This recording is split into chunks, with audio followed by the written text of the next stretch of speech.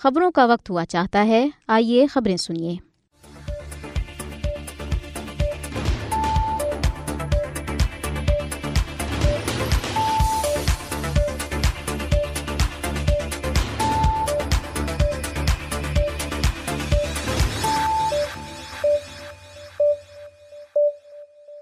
بسم اللہ الرحمن الرحیم۔ کشمیری عوام کی شناخت خطرے سے دوچار، ایک رپورٹ۔ گریز بانڈی پورہ پراسرار آگ نے املاک کو نقصان پہنچایا، انگلیاں بھارتی فوجوں کی جانب اٹھ رہی ہیں۔ گجر اور بکروال طبقے نے 9 غیر قانونی ممبران اسمبلی کی حلف برداری روکنے کا مطالبہ کیا۔ مقبوضہ جموں اور کشمیر میں باغبانی کی صنعت زبوں خالی کا شکار ہے۔ وحید پرہ 27 اکتوبر کو بھارت کے خلاف یوم سیاہ منائیں گے، فہیم کیانی۔ اروندھتی رائے نے فلسطینی اور کشمیر کاز کے لیے پینٹر پرائز وصول کیا۔ اسرائیل اور امریکہ کی ایران پر حملے کی تیاری جاری۔ اسرائیل کا لبنان میں اقوام متحدہ کی امن افواج کے مرکز پر حملہ، 15 اہلکار زخمی۔ غزہ، اسرائیل نے الاقصی ہسپتال کے باہر خیموں پر بارود برسا دیا، 4 فلسطینی شہید۔ اب خبریں تفصیل کے ساتھ۔ فسطائی مودی حکومت کشمیری عوام کے تشخص کو مٹانے کی منصوبہ بند سازش کر رہی ہے۔ بھارت مقبوضہ جموں اور کشمیر کی مسلم اکثریت کو اقلیت میں تبدیل کرنے پر تلا ہوا ہے۔ ہندوتوا لیڈران ڈٹائی سے مقبوضہ جموں اور کشمیر کی منفرد شناخت کو ختم کرنے کے اپنی مذموم ارادے کا اعلان کر رہے ہیں۔ بی جے پی اور RSS کا مقصد مقبوضہ جموں اور کشمیر میں قبل از اسلام ہندو تہذیب کو زندہ کرنا ہے۔ سنگھ پریوار کے رہنما مقبوضہ جموں اور کشمیر کا بھارت کے ساتھ مکمل انضمام کی اپنی دیرینہ خواہش کو پورا کرنا چاہتے ہیں۔ مودی مسلم اکثریتی مقبوضہ جموں اور کشمیر میں ہندوتوا نظریہ مسلط کرنا چاہتے ہیں۔ بھارت منظم طریقے سے مقبوضہ جموں اور کشمیر میں آبادکار استعمار کی راہ ہموار کر رہا ہے۔ آرٹیکل 370 غیر کشمیریوں کو مقبوضہ جموں اور کشمیر میں بسانے کے لیے منسوخ کیا گیا تھا۔ بھارتی اقدامات کا مقصد کشمیری عوام کو اپنے ہی وطن میں بے روزگار اور اپنی ہی سرزمین سے بے دخل کرنا ہے۔ فاشسٹ مودی کی سکیمیں اور منصوبے مقبوضہ جموں اور کشمیر میں ناکام ہونے والے ہیں۔ کشمیری عوام بی جے پی RSS کو کبھی بھی اپنی شناخت ختم کرنے کی اجازت نہیں دیں گے۔ مقبوضہ جموں اور کشمیر کے لوگ ہندو انتہا پسند قوتوں کے غلام بننے کے بجائے موت کو ترجیح دیں گے۔ کشمیری عوام کی سرزمین اور تشخص کے تحفظ کے لیے دنیا کو اب مداخلت کرنی چاہیے۔ مقبوضہ جموں اور کشمیر کے ضلع بانڈی پورہ کے تلیل گریز علاقے میں گزشتہ شام پراسرار طور پر تباہ کن آگ لگ گئی، جس سے املاک کو کافی نقصان پہنچا۔ تفصیلات کے مطابق آگ لگنے سے نصف درجن سے زائد دکانیں اور رہائشی مکانات خاکستر ہو گئے۔ ذرائع کے مطابق اس واقعے کے پیچھے علاقے میں تعینات بھارتی فوجوں کا ہاتھ ہو سکتا ہے، جس کا مقصد حالیہ اسمبلی انتخابات میں بی جے پی کے امیدوار کے خلاف ووٹ دینے والوں کو دمکانا اور ان کی املاک کو نقصان پہنچانا ہے۔ یاد رہے کہ بی جے پی RSS نے گریز میں اپنے امیدوار کی حمایت کے لیے بھاری رقم خرچ کی اور بھارتی فوجوں کی حمایت بھی انہیں حاصل تھی۔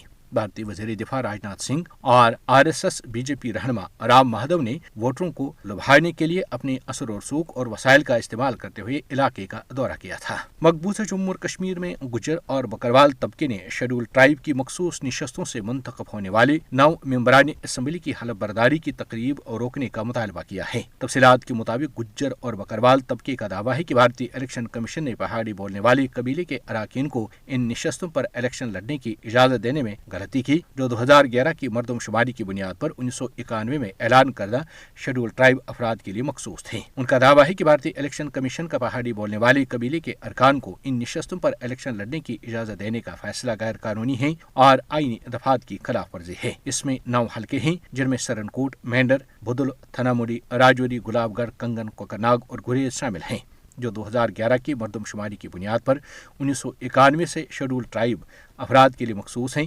تاہم 2024 میں مزید برادریوں کو شیڈول ٹرائب کا درجہ ملنے کے ساتھ گجر لیڈروں کا کہنا ہے کہ نئے شیڈول ٹرائب افراد کو نئی مردم شماری کے بغیر مخصوص نشستوں پر الیکشن نہیں لڑنا چاہیے۔ آل جموں و کشمیر گجر بکروال کوآرڈینیشن کمیٹی کے چیئرمین محمد انور چودھری نے چیف الیکٹورل آفیسر اور ڈسٹرکٹ الیکشن آفیسرز پر الزام لگایا کہ وہ نااہل امیدواروں کے کاغذات نامزدگی قبول کرنے میں غلطی کر رہے ہیں۔ گجر برادری نے دھمکی دی کہ اگر ان کی شکایات کا ازالہ نہ کیا گیا تو وہ عدالت سے رجوع کریں گے۔ مقبوضہ جموں و کشمیر میں پیپلز ڈیموکریٹک پارٹی PDP کے یوتھ صدر وحید الرحمان پرہ نے علاقے میں باغبانی کی صنعت پر تشویش کا اظہار کرتے ہوئے انتظامی عدم فعالیت اور غفلت کا حوالہ دیا۔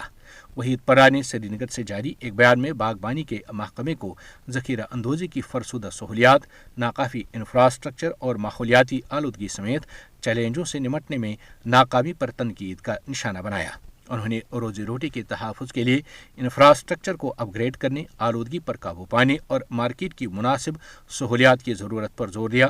وحید پرہ نے خبردار کیا کہ فوری کارروائی کے بغیر صنعت جو مقامی معیشت کو برقرار رکھتی ہے تباہ ہونے کا خطرہ ہے، جیسے ہزاروں خاندانوں کی روزی روٹی کو خطرہ لاحق ہے۔ برطانیہ میں کشمیری رہنما اور کشمیر رابطہ کمیٹی کے نو منتخب صدر راجہ فہیم کیانی نے لندن ساؤتھ آل جامع مسجد ابو بکر میں 27 اکتوبر کے حوالے سے اجلاس کا اہتمام کیا۔ اجلاس میں دیگر رہنماؤں نے بھی شرکت کی۔ فہیم کیانی نے اجلاس سے خطاب کرتے ہوئے کہا کہ کشمیری عوام مقبوضہ جموں اور کشمیر پر بھارت کے غاصبانہ قبضے کے خاتمے کے خلاف 27 اکتوبر 10 ڈاؤننگ اسٹریٹ سے بھارتی ہائی کمیشن تک لانگ مارچ کریں گے۔ فہیم کیانی نے اجلاس سے خطاب کرتے ہوئے کہا کہ کشمیری مقبوضہ جموں اور کشمیر پر بھارت کے غاصبانہ قبضے کے خاتمے کے خلاف 27 اکتوبر 10 ڈاؤننگ اسٹریٹ سے بھارتی ہائی کمیشن تک لانگ مارچ کریں گے۔ برطانیہ میں آباد لاکھوں مقیم پاکستانی و کشمیری برادریوں سے فہیم کیانی نے اپیل کی کہ وہ اس مظاہرے میں مظلوم کشمیری عوام کے ساتھ اظہار یکجہتی کے لیے بھرپور شرکت کریں۔ فہیم کیانی نے اس موقع پر اقوام متحدہ اور عالمی برادری سے مطالبہ کیا کہ وہ مقبوضہ جموں اور کشمیر میں بھارتی فوج کی ریاستی دہشت گردی اور انسانی حقوق کی خلاف ورزیوں کا نوٹس لیں۔ بھارت نے 27 اکتوبر 1947 سے مقبوضہ جموں اور کشمیر پر طاقت کے زور پر زبردستی غاصبانہ قبضہ کر رکھا ہے۔ کشمیری عوام آج بھی اس غاصبانہ قبضے کے خلاف سراپا احتجاج اور برسر پیکار ہیں۔ مسئلہ کشمیر کے حل ہونے تک کشمیری عوام حق خود ارادت پر کوئی سمجھوتہ نہیں کریں گے۔ اسے قبل کشمیر رابطہ کمیٹی کے رہنماؤں نے سلاو ہائی ویکم پیٹر برا ریڈنگ کا دورہ کیا، جہاں انہوں نے کمیونٹی رہنماؤں سے ملاقاتیں کی۔ اس موقع پر ساؤتھ آل جامع مسجد ابو بکر کے خطیب نے کشمیر رابطہ کمیٹی کے رہنماؤں کو یقین دلایا کہ وہ 27 اکتوبر کے مظاہرے میں بھرپور شرکت کریں گے۔ خطیب قاری ابو بکر عباسی نے کہا کہ باقاعدہ کوچ کا انتظام کیا جائے گا تاکہ عوام زیادہ سے زیادہ مظاہرے میں شرکت کر سکیں۔ انہوں نے کہا کہ امت مسلمہ کے لیے وقت اتحاد، اتفاق اور نظم و ضبط کا ہے۔ تحریک کشمیر برطانیہ کی سیاسی و سفارتی کمیٹی کی سربراہ ریحانہ علی نے کہا کہ کشمیری خواتین 27 اکتوبر کے مظاہرے میں بھرپور شرکت کریں۔ ریحانہ علی نے کہا کشمیری کمیونٹی مقبوضہ جموں اور کشمیر کے عوام کے ساتھ کھڑی ہے۔ مقبوضہ جموں و کشمیر میں آزادی کا سورج ضرور طلوع ہوگا۔ کشمیری عوام مقبوضہ کشمیر میں ہونے والے ڈونگ انتخابات کو تسلیم نہیں کرتے۔ یہ حق خود ارادت کا نعم البدل نہیں۔ انہوں نے کہا کہ مقبوضہ جموں اور کشمیر کو دوسرا غزہ نہیں بننے دیا جائے گا۔ اس موقع پر کشمیر رابطہ کمیٹی کے نو منتخب جنرل سیکرٹری انعام الحق نے کہا کہ مقبوضہ جموں اور کشمیر کے حالات انتہائی خراب ہیں۔ بھارتی وزیر اعظم نریندر مودی مقبوضہ جموں اور کشمیر کے حالات سے توجہ ہٹانے کے لیے امن کے جھوٹے بیانات دے رہا ہے۔ مقبوضہ جموں اور کشمیر کے عوام نے بندوق کی نوک پر ہونے والے جھوٹے انتخابات کو مسترد کر دیا ہے۔ برطانیہ میں مقیم کشمیری اور پاکستانی مقبوضہ جموں اور کشمیر کے عوام کے ساتھ اظہار یکجہتی کرتے ہوئے 27 اکتوبر کے مظاہرے میں بھرپور شرکت کریں۔ معروف بھارتی مصنفہ اور انسانی حقوق کارکن اروندھتی رائے نے کشمیری اور فلسطینی عوام کی جدوجہد کو اجاگر کرنے کے لیے پلیٹ فارم کا استعمال کرتے ہوئے باوقار پین پنٹر پرائز وصول کیا۔ لندن کی برٹش لائبریری میں منعقدہ ایک تقریب میں اروندھتی رائے نے مصری برطانوی کارکن علا عبد الفتاح کی ہمت کو خراج تحسین پیش کیا اور دنیا بھر کی مظلوم اقوام بشمول مقبوضہ جموں اور کشمیر اور فلسطین کے لوگوں کے ساتھ یکجہتی کا اظہار کیا۔ یہ ایوارڈ ان غیر معمولی مصنفین کو دیا جاتا ہے جو اپنی ادبی قابلیت اور فکری عزم کے ذریعے معاشرے کے بارے میں سچائیوں سے پردہ اٹھاتے ہیں۔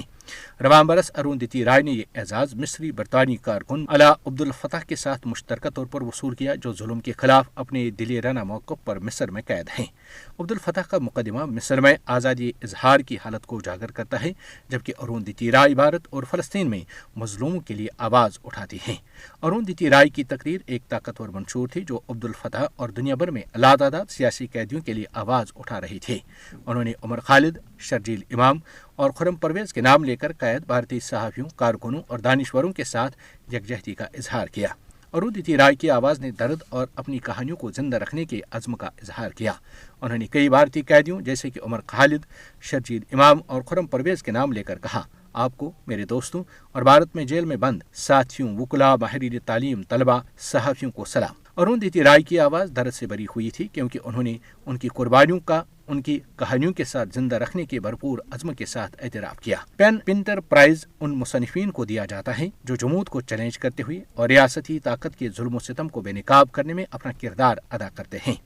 अरुंधति राय और अला अब्दुल फतह का इंतखाब आमिरियत के खिलाफ मुज़ाहमत में अदब के अहम किरदार की निशानदही करता है। यकजहती के इजहार में अरुंधति राय ने इंसाफ के लिए अपनी वाबस्तगी को उजागर करते हुए इनामी रकम का अपना हिस्सा फ़लस्तीनी बच्चों के रिलीफ फंड में अतिया किया। उन्होंने आलमी यकजहती की अपील करते हुए फ़लस्तीनी जद्दोजहद और दीगर मज़लूम अक़वाम के दरमियान मुमासलतें खींची। अरुंधति राय ने कहा, मैं आज यहाँ गजा के लोगों, फ़लस्तीनी अवाम के साथ और उन तमाम लोगों के साथ यकजहती के लिए खड़ा हूँ जो गैर मुल्की कब्जे और जबर के खिलाफ मुज़ाहमत करते हैं। ये इनाम सिर्फ मेरा नहीं है, ये उन तमाम लोगों का है जो इंसाफ और वक़ार के लिए लड़ते हैं। पेन पिंटर प्राइज़ अदबी दुनिया में एक खास मकाम रखता है, जो अफसानवी, ड्रामा निगार और नोबेल इनाम याफ्ता हिराल्ड पिंटर के नाम से मंसूब ये अवार्ड उन मुसन्निफ़ीन को बतौर एजाज़ दिया जाता है जो इन्हिराफ के जज्बे को मुजस्सम करते हैं। पिंटर, जो सियासी इदारों पर तनकीद और नामालूम सच्चाइयों को जाहिर करने की सलाहियत के लिए जाना जाता है, उसे अरुंधति राय और अब्दुल फतह में ढूंढने की कोशिश की जाती है। दोनों मुसन्निफ़ीन पिंटर की तरह जमूद को चैलेंज करते हैं और रियासती ताकत की बर्बरियत को बेनकाब करते हैं, चाहे वो भारत में हो, मिस्र में हो या कहीं और। इसराइली मीडिया रिपोर्ट के मुताबिक ईरान की जवाबी कार्रवाई रोकने की भी मुश्तरका तैयारी शुरू कर दी गई है। इसराइली मीडिया के मुताबिक कम अज़ कम 3000 अमरीकी फौजी इसराइल में तैनात किए जा रहे हैं, जबकि ईरानी बैलिस्टिक मिसाइल से इसराइल को महफूज बनाने के लिए मिसाइल डिफेंस सिस्टम थॉड की तनसीब जारी है। मीडिया रिपोर्ट्स के मुताबिक मशरिकी वुस्ता में इजाफी पेट्रियाट बटालियन तैनात करने का भी इम्कान है, जबकि खत्ते में पहले से तैनात अमरीकी अफवाज के तहफ़्फ़ुज़ के लिए मजीद मकामात पर पेट्रियाट बटालियन तैनात होंगे। पेट्रियाट अमरीकी अफवाज का एंटी बैलिस्टिक मिसाइल सिस्टम है, जो जदीद फ़ज़ाई इंटरसेप्टर मिसाइल और रडार सिस्टम का इस्तेमाल करता है। लिबनान में अक़वाम मुत्तहिदा की अबूरी फोर्स यूनिफिल ने कहा है कि 2 इसराइली मरकबा टैंकों ने गुज़श्ता सुबह उसके एक मरकज़ के मरकज़ी दरवाजे को तबाह कर दिया और तोड़फोड़ करता अंदर दाखिल हो गए। यूनिफिल फोर्स ने एक बयान में कहा है कि इसराइली अफवाज सरहद अबूर करके रामिया कस्बे में दाखिल हुई और इसराइली फौजों के 2 मरकबा टैंकों ने साइड के मरकज़ी दरवाजे को तबाह किया और ताकत के जरिए दाखिल हो गए और तकरीबन 45 मिनट के बाद वहां से चले गए। उसी जगह के शुमाल में गोलियों के बाद होने वाले धमाकों से भारी धुआं निकला और 15 अमन फौजों को जल्द की जलन और पेट के मसाइल समेत मनफी असरात का सामना करना पड़ा। इससे कबल 12 अक्टूबर को इसराइली फौजों ने मैस अल जबल के करीब अमन अफवाज को एक इंतहाई अहम लॉजिस्टिक नकलो हरकत से रोक दिया था। अक़वाम मुत्तहिदा की अमन फोर्स ने कहा है कि उसने जनूबी लिबनान में उसके मुतादिद अड्डों को मुतासिर करने वाली खौफनाक खिलाफ वर्जियों के बाद इसराइली अफवाज से वजाहत की दरख्वास्त की है। दूसरी तरफ इसराइली वज़ीर-ए-आज़म नेतन्याहू ने ढटाई का मुजाहरा करते हुए उल्टा अक़वाम मुत्तहिदा की अमन अफवाज को ही सरहद से हटाने का मुतालबा कर डाला है। यूनिफिल के बयान में कहा गया है कि 2 दिनों में चौथी बार हम इसराइली अफवाज और तमाम मुतल्लिका इदारों को अक़वाम मुत्तहिदा के अहलकारों और अमलाक की हिफाजत और सलामती को यकीनी बनाने और अक़वाम मुत्तहिदा की इमारतों के तक़द्दुस का हर वक्त एहतराम करने की उनकी जिम्मेदारियों की याद दिलाते हैं। यूनिफिल ने कहा कि अक़वाम मुत्तहिदा की साइट में दखल अंदाजी करना 2006 की करारदाद नंबर 1701 की खिलाफ वर्जी है।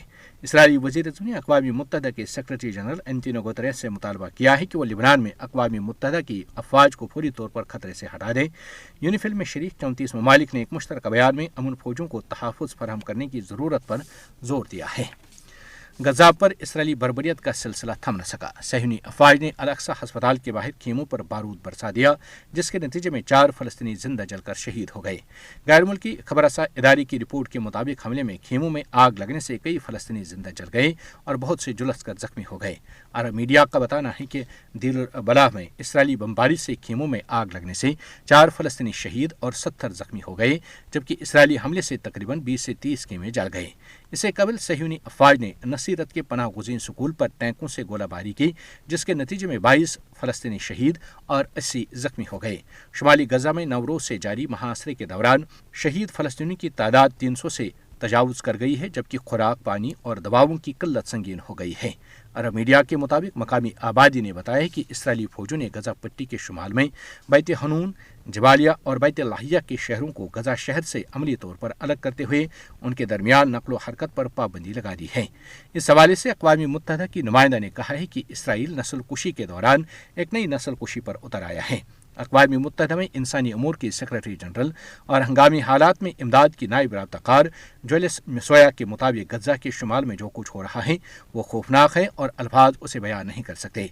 उनका कहना था कि इसराइली अफवाज अपने हमलों में शिद्दत ला रही हैं, हस्पताल अपने मरीजों को बाहर निकालने पर मजबूर हो गए और ज़रूरी इमदाद ختم ہو رہی ہے، لوگ گھروں کو چھوڑنے پر مجبور کیے جا رہے ہیں اور امداد منقطع ہونے سے وہ بھوک سے پریشان ہیں۔ ان شرمناک چیزوں کو ختم ہو جانا چاہیے۔ دوسری جانب غزہ میں ہونے والے اسرائیلی فوجوں کے مظالم پر دنیا بھر میں احتجاج کا سلسلہ جاری ہے۔ واضح ہے کہ 7 اکتوبر 2023 سے غزہ اور دیگر مقبوضہ فلسطینی علاقوں میں جاری اسرائیلی بمباری اور زمینی کارروائی میں اب تک 43,000 سے زائد فلسطینی شہید اور 1 لاکھ سے زائد زخمی ہو چکے ہیں، جبکہ ہزاروں لاپتہ ہیں۔